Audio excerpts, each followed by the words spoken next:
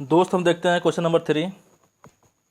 Find the HCF find the LCM of the following integers by applying the prime factorisation method. अभाज्य गुणनखंड विधि द्वारा निम्नलिखित पूर्णांकों के HCF और एलसीएम ज्ञात कीजिए। आपको पता होगा कि प्राइम फैक्टराइजेशन मेथड को ही हम बोलते हैं fundamental theorem of arithmetic. Fundamental theorem of arithmetic उसको कहा जाता है। लेकिन इसमें आप देख लीजिए, किसने बोला कि प्राइम नंबर्स की हेल्प से बताइए किसका किसी भी नंबर का एलसीएम क्या होगा और एचसीएफ क्या होगा। जैसे हम यहाँ पर देखते हैं पहला क्वेश्चन, तो हमने आपको सबसे पहले बताया कि 12, 15 और 21 का एलसीएम चाहिए। LCM LCM of 12, 15 and 21। तो सबसे पहले क्या करेंगे, 12 का करेंगे प्राइम फैक्टर। तो 12 का प्राइम फैक्टर क्या होगा, 2 की पावर 2 इंटू 3। आप यहाँ पर करके देख लीजिए। इसको सबसे पहले 2 से कैंसिल आउट करेंगे, 6 बार जाएगा, फिर 3 बार, फिर 3 बार। तो 2 इंटू 2 इंटू 3 मतलब 2 इंटू 2 क्या बोल सकते हैं, 2 की पावर 2। तो 2 की पावर 2 इंटू 3। ऐसे आप 15 को भी कर लीजिए, 15 को। तो अगर आप 15 करेंगे तो 2 से जाएगा नहीं, 3 से जाएगा, 3 5 15, फिर 5 से जाएगा ये 3 इंटू 5, 3 इंटू 5। ऐसे आप 21 को देख लीजिए, तो 3 इंटू 7। तो एलसीएम निकालने के लिए हमने सबसे पहले आपको बताया है कि इस पूरे में जितनी अलग अलग प्रकार की संख्याएं यूज़ की गई हैं उसको एक बार मल्टीप्लिकेशन में लिख लेते हैं। तो एक आपका 2 है, 3 है, 5 है, 7 है। 2 इंटू 3 इंटू 5 इंटू 7। तो मतलब कि 4 आपके अलग अलग प्रकार की संख्याएं यूज़ की गई हैं। एक आपका 2 है, एक 3 है, एक 5 है, एक 7 है। और हमने आपको बताया कि एलसीएम निकालने के लिए हम सबका यूज़ करते हैं मैक्सिमम पावर। 2 की मैक्सिमम पावर 2, 3 की मैक्सिमम पावर 1 ही है, 5 की 1 ही, 7 की 1 ही है। तो ये आपका क्या हो जाएगा, एलसीएम। तो 2 2 4 इंटू 3 इंटू 5 इंटू 7। 300 कर लीजिए, 4 पंचे 20, 3 60, ये हो जाएगा 420। ये आपका क्या आ गया, एलसीएम आ गया। अब इसी का हम निकालेंगे एचसीएफ। ये आपका होगा एलसीएम। अब निकालेंगे एचसीएफ। एचसीएफ मतलब कि कॉमन। तो अब इसमें बताइए इस पूरे में कॉमन क्या है। इसमें भी 3 है, इसमें भी 3 है, इसमें भी 3 है। तो सब में 3 है, 3 के अलावा सब में कुछ कॉमन है। अब कॉमन देखेंगे, सभी में जो कॉमन होगा वही हम उठाएंगे। तो आपका इसमें भी 3 है, इसमें भी 3 है, इसमें भी 3 है। मतलब कि 12 में भी 3 है, 15 में भी 3 है और 21 में भी 3 है। तो ये सी एफ आपका 3 हो जाएगा। और मिनिमम पावर मतलब 1 है ही, तो मिनिमम पावर लगा देंगे 3, मतलब कि 80 कितना हो गया, 3 हो जाएगा। मतलब हम ये बोल सकते हैं कि 12, 15 और 21 का एलसीएम जो होगा वो 420 होगा। और उसी का जब एचसीएफ निकालेंगे, फाइंड आउट करेंगे, तो कितना आएगा, 3 आएगा। और हमको यही बताना भी है कि प्राइम फैक्टराइजेशन मेथड से मतलब कि अभाज्य गुणनखंड विधि द्वारा हमको एलसीएम और एचसीएफ निकालना है। अब जैसे एलसीएम हमने आपको जैसे बताया कि एलसीएम किसे कहते हैं, हमने आपको पहले वाले वीडियो में बता दिया है कि जैसे आपका 12, 15 और 21 3 नंबर आपके पास हैं। तो आप ऐसा कोई एक नंबर बताइए जो इन तीनों से डिवाइड हो जाता हो। मतलब कि 420 आपका एक ऐसा नंबर है जो पूरा पूरा 12 से भी कट जाएगा, जो पूरा पूरा 15 से भी कट जाएगा, जो पूरा पूरा 21 से भी कैंसिल आउट हो जाएगा, मतलब कि डिवाइड हो जाएगा। तो इसको बोला जाता है एलसीएम। एचसीएफ मतलब ये होता है कि 12, 15 और 21 में आप हाईएस्ट कॉमन क्या ले सकते हैं। तो हाईएस्ट कॉमन आप क्या ले सकते हैं, 3 ले सकते हैं। तो 3 यहाँ से कॉमन लेंगे, 3 यहाँ से, 3 यहाँ से। जब 3 कॉमन उठाएंगे, 3 चौक 12, 3 पच्चीस 15, 3 7 21। आप मैक्सिमम कॉमन 3 ले सकते हैं। तो इसीलिए इसको बोला जाता है हाईएस्ट कॉमन फैक्टर, कि आप उसमें मैक्सिमम कॉमन कितना ले सकते हैं तो नंबर में। तो 12, 15, 21 में आप मैक्सिमम पावर जो उठा सकते हैं वो आपका 3 होगा। तो उसी को बोला जाता है एचसीएफ। या आप दूसरे तरीके से भी बोल सकते हैं कि ऐसा एक कोई नंबर बताइए जो 12, 15 और 21 को पूरा पूरा डिवाइड करता हो। तो 3 आपका एक ऐसा नंबर है जो 12 को डिवाइड करेगा, 15 को भी पूरा पूरा डिवाइड कर देगा और 21 को भी पूरा पूरा डिवाइड कर देगा। इससे बोला जाता है एचसीएफ, हाईएस्ट कॉमन फैक्टर। अब देखिए जो आपका अगला एग्जाम्पल है, क्वेश्चन नंबर 2 है, इसमें 17, 23, 29, इसका निकालना है HCF सबसे पहले निकाल लीजिए, वही निकाल लीजिए। तो आप ये बताइए 17, 23, 29 में कुछ कॉमन दिखाई दे रहा है? कुछ नहीं कॉमन है। या आप इसको 17 इंटू 1 लिखेंगे, 23 इंटू 1 लिखेंगे, 29 इंटू 1 लिखेंगे, तो सब में कॉमन क्या दिखाई देगा? 1। तो 1 आप क्या हो जाएगा? HCF। इसको आप या तो ऐसे देख लीजिए, आप जब 17, चूँकि आपका एक प्राइम नंबर है, जब इसको आप तोड़ेंगे, फैक्टर करेंगे, तो इसको लिखेंगे 1 इंटू 17। 23 भी आपका एक प्राइम नंबर है, इसको तोड़ेंगे तो 1 इंटू 23। 29 भी आपका एक प्राइम नंबर है, जब इसको आप फैक्टर में तोड़ेंगे तो 1 इंटू 29 आएगा। तो आप हमने क्या बताया कि जो तीनों में कॉमन होगा, तो तीनों में कॉमन क्या है? 1 1 1। तो तीनों में कॉमन आपका HCF हो जाएगा। LCM क्या होगा? अब बताइए इसमें, आप इस पूरे में हमने क्या बताया बार बार कि इस पूरे में कितनी अलग अलग प्रकार की संख्याएं यूज की जा रही हैं। तो इसमें 17, 23, 29, और चाहो तो 1 को भी ले लो, कोई दिक्कत नहीं है। तो 1 इंटू 17 इंटू 23 इंटू 29, तो 4 अलग अलग प्रकार की संख्या यूज की जा रही है। तो सबका मैक्सिमम, सबका करस्पॉन्डिंग मैक्सिमम पावर वही है। तो 17 का 1, 23 का 1, 29 का 1, सबका मैक्सिमम पावर 1 ही है। तो इसको आप मल्टीप्लाई करा लीजिएगा, जो आएगा LCM हो जाएगा, और HCF आपका 1 है ही। आप इसको इस तरीके से सॉल्व कर सकते हैं। अब इसमें हम देखते हैं आपका तीसरा क्वेश्चन, 8, 9, 25। 8, 9 और 25। अगर आपको कोई क्वेश्चन नहीं समझ में आ रहा है तो आप कमेंट कर सकते हैं 8, 9 और 25, और बताइए कहाँ दिक्कत हो रही है। उस क्वेश्चन को हम किसी भी वीडियो में डिस्कस कर देंगे, किसी को मतलब कि वीडियो में डिस्कस कर देंगे उसका। केवल आप बताइए कि आपको कौन सा क्वेश्चन समझ नहीं आ रहा है और उसमें कौन सा पॉइंट समझ में नहीं आ रहा है, क्या दिक्कत हो रही है। तो 8, 9, 25 का LCM भी निकालना है और HCF भी निकालना है। तो LCM, तो सबसे पहले क्या करेंगे? Prime factor. 8 को लिख सकते हैं 2 की पावर 3, मतलब 8 को जब तोड़ेंगे तो 2, 4, 2, 2, 2, 1, तो 2 इंटू 2 इंटू 2 क्या लिख सकते हैं? 2 की पावर 3। चूँकि आपको पता है कि जब बेस आपका सेम नंबर होता है तो पावर हमेशा ऐड होती है। तो 2 की पावर 3, और 9 क्या लिख सकते हैं? 3 की पावर 2। 25 को क्या लिख सकते हो? 5 की पावर 2। तो हमने आपको बताया कि LCM आपका एक ऐसा नंबर होता है जो 8 से भी डिवाइड हो जाएगा, 9 से भी डिवाइड हो जाएगा, 25 से भी डिवाइड हो जाएगा, अलग अलग डिवाइड हो जाएगा, उसको बोला जाता है LCM। तो यहाँ पर हमने क्या बताया कि LCM निकालने के लिए आपको कि इस पूरे में आप देखेंगे कितनी अलग अलग प्रकार की संख्याएं यूज़ की गई हैं। तो 2, 3, 5 अलग अलग प्रकार की संख्याएं हैं, 2, 3, 5, और सबका करस्पॉन्डिंग मैक्सिमम पावर यूज़ करेंगे। 2 की पावर 3, 3 की पावर 2, 5 की पावर 2। आप इसको सॉल्व कर लीजिए, ये कितना हो जाएगा? 8 इंटू 9 इंटू 25। इसको आप मल्टीप्लाई कराएंगे, जो आपका आएगा वही आपका क्या हो जाएगा? LCM हो जाएगा। फिर हम देखते हैं इसका HCF कितना होगा। तो HCF हमने आपको क्या बताया कि जो सभी में कॉमन होगा, इसको 1 लिख लीजिए यहाँ पे, चूँकि 8 है क्या 8 8 होता है, 9 के 9 9 ही होगा, 5 के 5 5 ही होगा। तो एक सब में कॉमन कितना मिल रहा है? 1 मिल रहा है। तो आपका HCF कितना हो जाएगा? 1। LCM कितना आएगा? 18। इसको आप मल्टीप्लाई कराएंगे तो 1800 आएगा। कितना आएगा? 1800। तो उम्मीद करते हैं कि आपको प्राइम फैक्टराइजेशन मेथड से या अभाज्य गुणनखंड विधि से, जिसको हम बोलते हैं फंडामेंटल थ्योरम ऑफ अर्थमेटिक भी इसी को बोला जाता है, मतलब कि हम प्राइम फैक्टराइजेशन मेथड को ही फंडामेंटल थ्योरम ऑफ अर्थमेटिक बोलते हैं।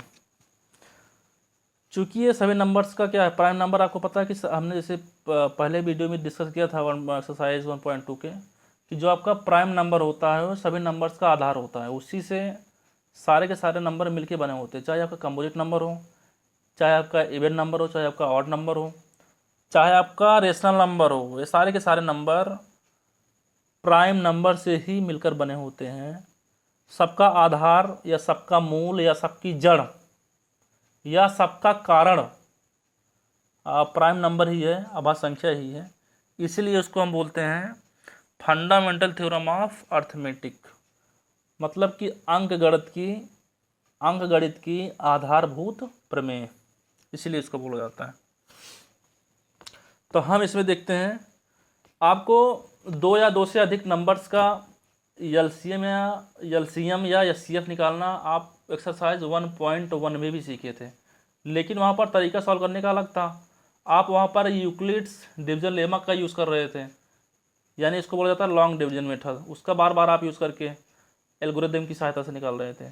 लेकिन यहाँ पर हम एलसीएम और एचसीएफ को फाइंड आउट कर रहे हैं प्राइम फैक्टराइजेशन मेथड से, मतलब कि जो जैसे आपका कोई भी कंपोजिट नंबर है, आप ये बोल सकते हैं कि आप किसी भी कंपोजिट नंबर को प्राइम नंबर के फैक्टर में तोड़ा जा सकता है।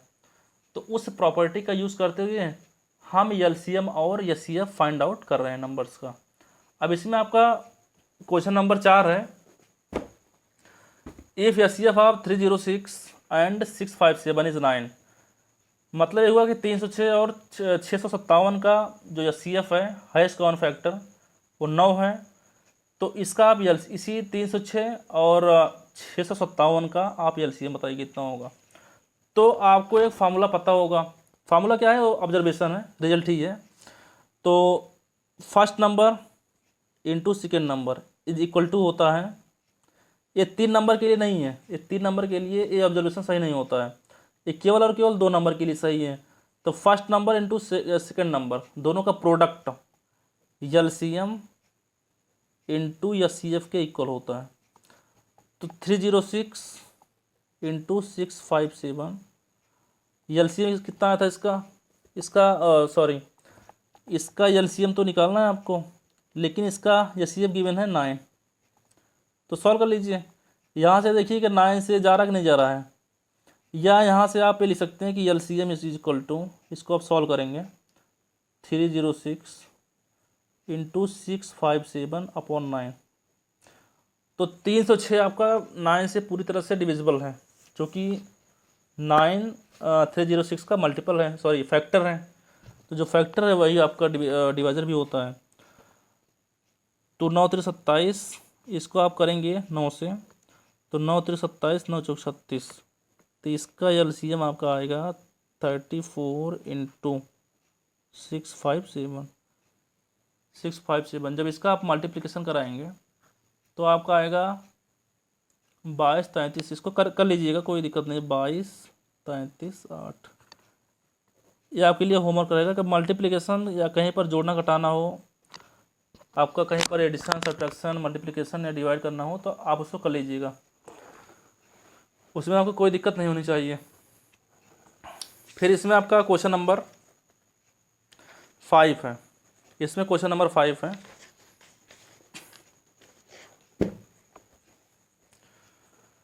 इसमें बोला check whether 6 power n can end with the digit 0 for any natural number n।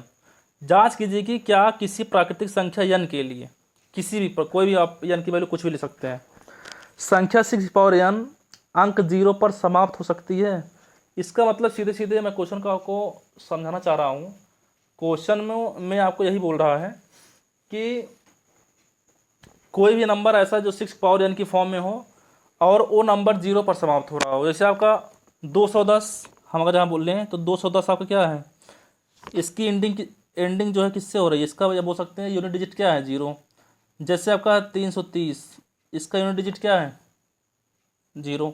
तो 210 या 330 को हमें बोल सकते हैं कि ये नंबर 0 के साथ समाप्त हो रहा है, ये नंबर 0 के साथ समाप्त हो रहा है, या बोल सकते हैं कि लास्ट में 0 आ रहा है, या बोल सकते हैं कि उसका यूनिट डिजिट इकाई अंक 0 है। क्वेश्चन में यही बोल रहा है। तो किसी भी नंबर के, यहाँ पर आप इस क्वेश्चन को सॉल्व करने से पहले एक छोटी सी बात जान लेना जरूरी है कि कोई भी नंबर हो, इस मतलब कि दुनिया में कोई भी नंबर हो, अगर वो 0 से समाप्त हो रहा है, या बोल सकते हो अगर उसकी यूनिट डिजिट 0 है, तो यूनिट डिजिट 0 आपकी तभी आ सकती है जब उसका फैक्टर करने पर 2 × 5 का पेयर आपको मिले, तभी आप जीरो लेके आ सकते हैं, अदरवाइज जीरो कभी आ ही नहीं सकता है। तो इसको अगर जैसे आप एक एग्जांपल उठाते हैं, हम दूसरा एग्जांपल उठाते हैं, जैसे आपका 20 है, छोटा एग्जांपल उठाते हैं, जैसे आपका 20 है, तो 20 का प्राइम फैक्टर क्या होगा, 2 × 2 × 5। तो यहाँ पर लास्ट में जीरो क्यों आया, चूँकि हमको 2 × 5 का एक पेयर मिल रहा है, इसलिए यहाँ पर 20 आया। अगर यहाँ पर हमको मान लीजिए यहाँ पर 200 है, तो 200 कैसे तोड़ेंगे, 100 × 2, तो ये इसको सोच सकते हैं 5⁻2 25, दोनों 50, दोनों 100। इसको लिख सकते हैं हम 5⁻2 × 2⁻2। इसको हम और अगर यहाँ आसान करना चाहें तो इसको लिख सकते हैं 2 × 5 × 2 × 5। यहाँ पर लास्ट में 2 जीरो इसलिए आ रहा है चूँकि 5 × 2 का या 2 × 5 का हमको 2 पेयर मिल रहे हैं, इसी लास्ट में क्या आ रहा है, डबल जीरो आ रहा है। इसका मतलब ये हुआ, मैं यही आपको बताना चाह रहा हूँ, अगर किसी भी नंबर के लास्ट में एक जीरो आएगा तो मतलब इसका ये हुआ कि उसमें 2 × 5 का एक पेयर शामिल है उसका प्राइम फैक्टर करने पर। अगर कोई भी नंबर हो उसके लास्ट में 2 जीरो आ रहा है तो इसका मतलब ये हुआ कि उसका प्राइम फैक्टर करने पर, उस नंबर 200 का प्राइम फैक्टर करने पर आपको हमेशा ही 2 × 5 का 2 पेयर मिलेगा। मतलब कि 2 × 5 के जितने पेयर मिलेंगे किसी भी नंबर के लास्ट में हमेशा उतने ही जीरो होंगे। इसका मतलब ये हुआ, आप ये बोल सकते हैं कि जैसे यहाँ पर हमें बोले थे कि 20 लिख सकते हैं इतना, मतलब कि 2 × 5 का एक पेयर आपको मिला है तो इसका मतलब लास्ट में एक जीरो। 2 × 5 का आपको 2 पेयर मिला है, इसका मतलब लास्ट में 2 जीरो। ऐसे 2 × 5 का 3 पेयर मिलता तो किसी नंबर के, तो उस नंबर के लास्ट में हमेशा 3 जीरो आता। इतनी बात आप समझ पाए होंगे। अब एक बात इसमें और समझ लीजिए कि अगर जैसे आपके यहाँ पर 20 था तो यहाँ आपको पता है कि 2 × 5 × 2, तो इसका मतलब ये हुआ कि इसका अगर इसका मतलब कि फैक्टर है 20 का फैक्टर 5 है तो 5 20 को डिवाइड भी करेगा, 5 20 को क्या करेगा, डिवाइड करेगा। अब इसी की हेल्प से हम क्वेश्चन को सॉल्व कर लेते हैं। तो 6 पावर n हम ये मान लेते हैं कि जो कोई नंबर हो जीरो समाप्त हो रहा है, जीरो समाप्त हो रहा है, तो इसको हम जो सॉल्व करेंगे तो इसको लिख सकते हैं 2 पावर 3 इंटू पावर n। अब n की वैल्यू आप कुछ भी ले लीजिए, 1 2 3 4 5 6 कुछ भी मान लीजिए आपके पास है। तो यहाँ पर आप ये देख पा रहे हैं कि हमने आपको अभी यही बताया कि कोई भी नंबर होगा उसके लास्ट में अगर यहाँ जीरो आ रहा है तो इसका मतलब ये हुआ कि 2 × 5 का कोई एक पेयर शामिल है तभी लास्ट में जीरो आ रहा है। अगर 2 × 5 का एक पेयर शामिल है तभी जीरो आएगा लास्ट में। अगर 2 × 5 का एक पेयर शामिल नहीं है तो कभी भी लास्ट में जीरो नहीं आ सकता है। तो इसका मतलब हमने ये माना है कि 6 पावर n जीरो से ख़त्म हो रहा है, उसकी यूनिट डिजिट जीरो है, जो भी नंबर हो, जो कोई भी नंबर हो उसकी यूनिट डिजिट जीरो है। इसका मतलब ये है कि ये नंबर हमेशा ही 5 से डिवाइड भी होगा। 5 से डिवाइड इसलिए होगा चूंकि इसमें 5 का फैक्टर शामिल है तभी जीरो पे खत्म हो रहा है, जैसे हमने आपको ऊपर बताया। लेकिन यहाँ पर आप ऐसा नहीं देख रहे हैं, 2 तो है लेकिन अगर यहाँ पर कोई 5 होता तब तो आपका कम हो जाता, लेकिन केवल 2 हैं। हमने आपको बताया कि कोई नंबर या किसी नंबर के यूनिट डिजिट जीरो तभी होगा जब उस नंबर का प्राइम फैक्टर करने पर 2 × 5 का एक फैक्टर, मतलब कि एक पेयर आपको मिल जाए। अगर एक पेयर मिल जाएगा तो लास्ट में एक जीरो के साथ समाप्त होगा। अगर 2 × 5 का 2 पेयर मिलेगा तो लास्ट में 2 जीरो के साथ समाप्त होगा। तो यहाँ पर मान लीजिए आपका जीरो के साथ समाप्त हो रहा है तो यहाँ पर 2 × 5 का पेयर होना चाहिए तभी जीरो खत्म होगा, वो तभी उसकी यूनिट डिजिट जीरो होगी। लेकिन यहाँ पर ऐसा हो नहीं रहा है। तो जब यहाँ पर ऐसा नहीं हो रहा, या आप दूसरे लैंग्वेज में ऐसा बोल सकते हैं कि ये नंबर 5 से कभी डिविजिबल नहीं होगा। 5 से 2 × 3 की होल पावर n कभी भी 5 से डिवाइड नहीं होगा चूँकि इसमें 5 का फैक्टर शामिल ही नहीं है। तो इसका मतलब यहाँ से प्रूव होता है कि ये नंबर कभी भी जीरो पर समाप्त नहीं होगा। या इस नंबर की कभी भी यूनिट डिजिट जीरो नहीं होगी, क्योंकि इसमें 2 × 5 का कोई एक फैक्टर का पेयर मिल ही नहीं रहा है। अगर 2 × 5 का एक पेयर मिल जाता तो वो नंबर हमेशा ही जीरो से ख़त्म हो जाता। तो यहाँ पर ये नंबर आपका 2 × 3 की होल पावर n जो है ये जीरो पर ख़त्म नहीं होगा, क्योंकि ये नंबर 5 से डिविजिबल नहीं है। 5 से डिविजिबल इसलिए नहीं है क्योंकि इसमें 5 का फैक्टर नहीं है, तब ये नंबर 5 से डिविजिबल है नहीं। तो इसका मतलब ये हुआ जो हमने शुरू में माना था वो हमारा गलत है। अगर वो गलत है तो 6 की पावर n जीरो पर ख़त्म नहीं होगा। तो 6 पावर n क्या होगा, जीरो पर ख़त्म नहीं होगा। जीरो पर ख़त्म होने के लिए कोई नंबर जीरो से ख़त्म हो या किसी भी नंबर की यूनिट डिजिट जीरो हो, इसके लिए ये आवश्यक है कि उस नंबर का अगर जहाँ हम प्राइम फैक्टर करें तो हमको उसमें 2 × 5 का कम से कम एक पेयर तो मिलना ही चाहिए, तभी वो नंबर जीरो से ख़त्म होगा, तभी उस नंबर की यूनिट डिजिट जीरो होगी। अदरवाइज़ उस नंबर की यूनिट डिजिट कभी भी जीरो नहीं हो सकती है। अगर किसी नंबर का फैक्टर 5 है तो वो नंबर इसका मतलब 5 से डिविजिबल होगा। यही सब मतलब कि ये सारे कारण है क्वेश्चन को सॉल्व करने के। तो इसमें एक कारण जो आप सबसे महत्वपूर्ण जिसको आप पकड़ेंगे वो ये है कि आप किसी नंबर का फैक्टर करिए और उस नंबर का यूनिट डिजिट जीरो तभी आ सकता है जब उसमें 2 × 5 का एक पेयर शामिल हो, तभी हो पाएगा। नहीं तो वो नंबर कभी भी, चूँकि लास्ट में जीरो आने के लिए ये आवश्यक है कि 2 × 5 का पेयर होना ही चाहिए, नहीं तो वो नंबर कभी भी जीरो से समाप्त नहीं होगा। इसका आंसर यही होगा। तो 2 × 5 जीरो से समाप्त नहीं होगा। क्यों? चूँकि ये नंबर 5 से डिविजिबल नहीं है। 5 से डिविजिबल इसलिए नहीं है चूँकि इसमें 5 का फैक्टर शामिल ही नहीं है। अगर जब 5 का फैक्टर शामिल होता तो नंबर अपने आप ही 5 से डिवाइड हो जाता। तो यहाँ से क्या प्रूव होता है कि ये नंबर आपका जीरो से समाप्त नहीं होगा। जो हमने शुरू में माना था कि ये नंबर जीरो से समाप्त हो रहा है, हमने क्या माना था, गलत माना था।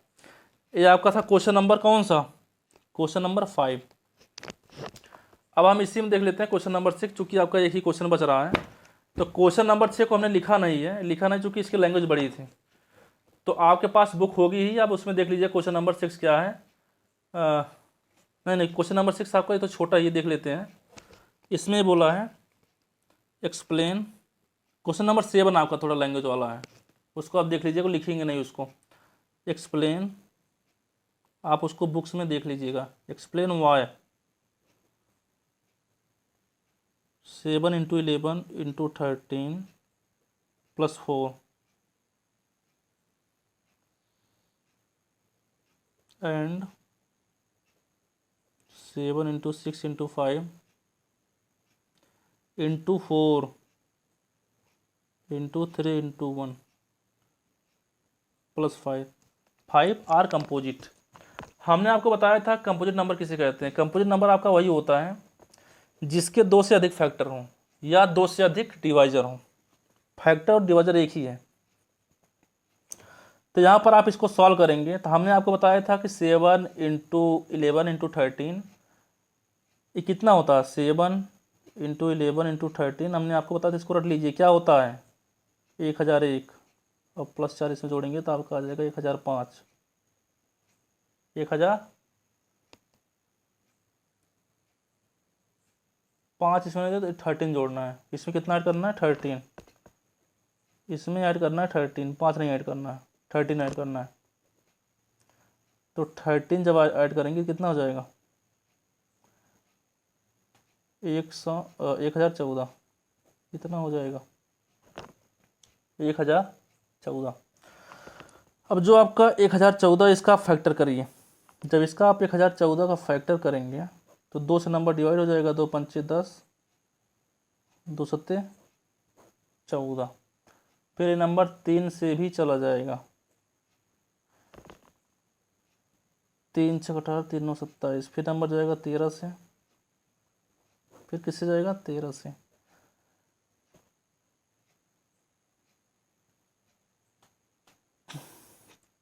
तो हमने आपको ये बताया था कंपोजिट नंबर किसे कहते हैं। कंपोजिट नंबर क्या होता है, जिसके दो से अधिक डिवाइजर हों।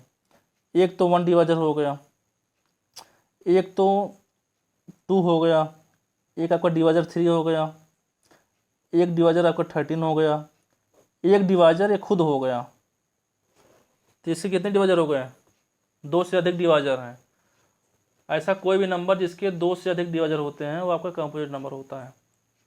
या हम बोल सकते हैं दूसरी लैंग्वेज में, ऐसा कोई भी नंबर जिसके 2 से अधिक फैक्टर होते हैं उसको हम बोलते हैं कंपोजिट नंबर, इसीलिए कंपोजिट नंबर है। अब देखते हैं इसमें एक क्वेश्चन और बोला है 7 × 6 × 5 × 3 × 2 × 1 +5, ये आपका ब्रेकेट में है। 7 × 6 × 5 × 4 × 3 × 2 × 1 +5, ये भी बोल रहा है बताइए कंपोजिट नंबर है कि नहीं कंपोजिट नंबर है। अब जब इसको आप ऐड करेंगे तो जब 7 × 6 × 5 × 3 × 2 × 1 जब इसका आप मल्टीप्लाई कराएंगे तो आएगा आपका 5040 + 5, तो कितना जगह 5045, 5045 आएगा। 5000 कितना आएगा 45, तो इसका फैक्टर कर लीजिए 5045 का। 5045 क्या करेंगे फैक्टर, तो इसका जब फैक्टर करेंगे तो सबसे पहले किससे कैंसिल आउट करेंगे 5 से, 5 के 5, 5 9 45, और अब किसी नंबर से मतलब कि डिवाइड नहीं होगा तो अब खुद से ही डिवाइड होगा, 1 आ जाएगा। तो 5045 के अगर हम डिवाइजर देखने जाएं, डिवाइजर तो एक तो 1 होगा, एक तो 5 होगा, एक तो 1009 होगा, और एक कौन सा होगा खुद ए होगा 5045। तो इसके भी 2 से अधिक डिवाइजर हैं, 5045 के भी 2 से अधिक डिवाइजर हैं या 2 से अधिक फैक्टर हैं। हमने आपको शुरू में ही बताया था ऐसा कोई भी नंबर जिसके 2 से अधिक फैक्टर हों या 2 से अधिक डिवाइजर हों उसको हम बोलते हैं कंपोजिट नंबर। उसको क्या बोलते हैं कंपोजिट नंबर बोलते हैं। अब इसमें एक आपका लैंग्वेज क्वेश्चन है, क्वेश्चन नंबर 7, जो कि आपका लैंग्वेज का क्वेश्चन है। क्वेश्चन में यही बोल रहा है कि दिया दीजिए सर्कुलर पाथ, एक दौड़ का मैदान है। दौड़ का मैदान हमेशा कैसे बनाया जाता है सर्कुलर, मतलब वृत्ति बनाया जाता है। दिया दीजिए सर्कुलर पाथ, आपके पास बुक होगी क्वेश्चन में, क्वेश्चन उसको देख लीजिएगा। दिया दीजिए circular path around a sports field, Sonia takes 18 minute to drive 1 round. Sonia जो है, सोनिया कितना मिनट ले रही है 18 मिनट, एक चक्कर पूरा करने में कितना 18 minute. To drive 1 round of the field while, Ravi जो है उसी के साथ साथ रवि कितना ले रहा है 12 मिनट, 12 मिनट में complete for the same. Suppose they both start at the same point and the same time and go in the same direction, मतलब वो एक ही स्थान से चलना शुरू करते हैं और एक ही समय पर चलना शुरू करते हैं। सब ये हो गया direction. After how many minutes will they meet again at the starting point, मतलब कि बोल रहा है कि कितनी देर बाद वो स्टार्टिंग पॉइंट पर फिर मिलेंगे। इसका मतलब ये हुआ कि आप इसको ऐसे समझिए, ये आपके पास क्या है सर्कुलर पाथ है, ऐसे दौड़ होती है। मान लीजिए इस डायरेक्शन में इस पॉइंट पर, मान लीजिए 8 PM पे दौड़, 8 AM पे दौड़ शुरू हो रही है और आपका सेम स्थान है, यहीं से रवि भी निकलेगा, रवि यहीं पर है और सोनिया दोनों यहीं पर है।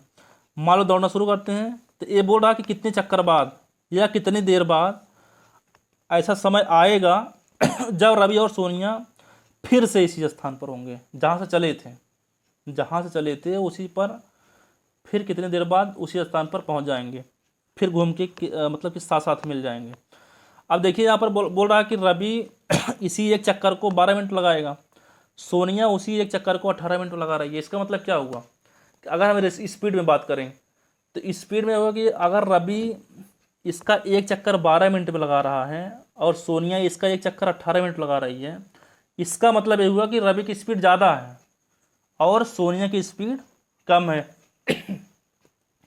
रवि 12 मिनट में एक चक्कर लगाएगा, तब तक सोनिया यहाँ कहीं पहुँच रहेगी। मान ली रवि 12 मिनट दौड़ा, एक चक्कर लगा लिया 12 मिनट में, तब तक पता लगा सोनिया कहीं यहाँ पर पहुँची है।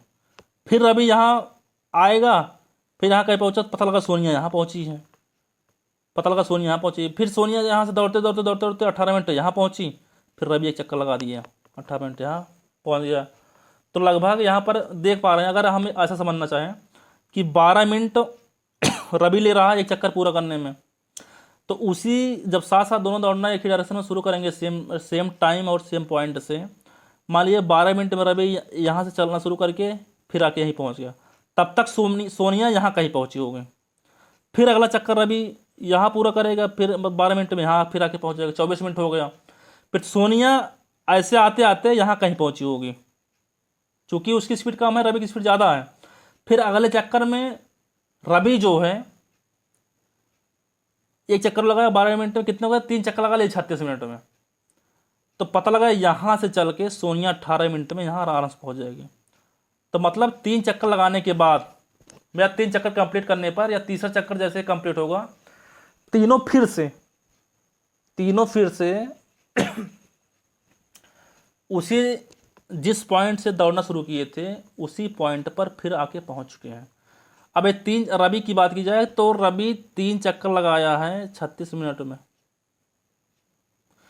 और सोनिया की बात की जाए तो सोनिया वही 3 चक्कर 18 दोनों 36 लगाया है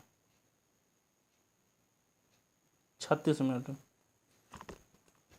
मतलब कि उसी 36 मिनट में ये दो चक्कर लगा पाई है और ये 3 चक्कर लगाया है। रवि 3 चक्कर लगाया है उसी 36 मिनट में, और उसी 36 मिनट में सोनिया केवल 2 चक्कर लगा पाई, क्योंकि सोनिया की स्पीड कम है और रवि की स्पीड ज़्यादा है। तो यहाँ पर आप देख पा रहे हैं, यहाँ पर आप क्या देख पा रहे हैं, यहाँ पर हमको क्या निकालना पड़ेगा, यहाँ पर हमको निकालना पड़ेगा एलसीएम। तो 18 और 12 का जो एलसीएम होगा, या बोल सकते हैं एलसीएम ऑफ 18 एंड 12।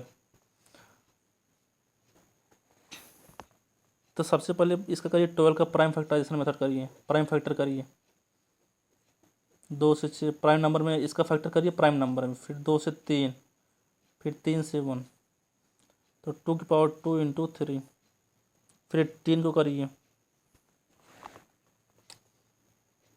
18 को तोड़िए 9, फिर 3, फिर 3, इसको बोल सकते हैं 2 इंटू 3 स्क्वायर, होगा कि नहीं होगा। अब हमने आपको बताया कि एलसीएम निकालने के लिए प्राइम फैक्टर्स कर रहे हैं, प्राइम फैक्टर करके सबको हम तोड़ रहे हैं अभाज्य संख्या में या प्राइम नंबर्स में।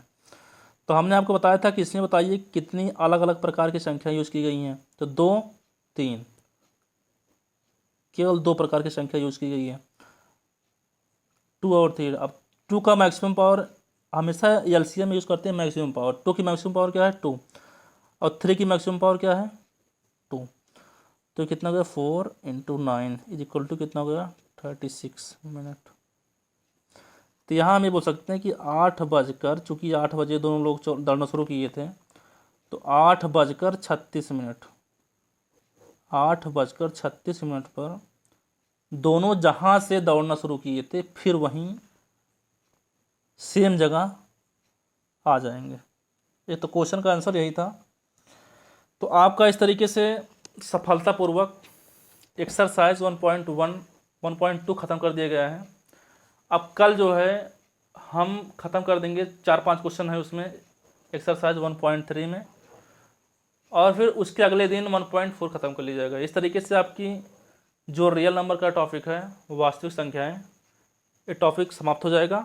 और हम बहुत तेज़ी के साथ फिर आपका चैप्टर नंबर 2 जो कि पॉलिनोमियल्स है उसको शुरू करेंगे। तब तक आप प्रैक्टिस करते रहिए, क्वेश्चन को सॉल्व करते रहिए।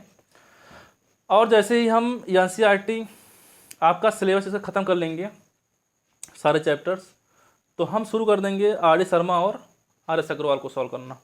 तो और आपका उस तरीके से लेवल भी उठ जाएगा और आर डी शर्मा से और आर एस अग्रवाल से आपके क्वेश्चन की नंबर ऑफ क्वेश्चंस की प्रैक्टिस भी हो जाएगी।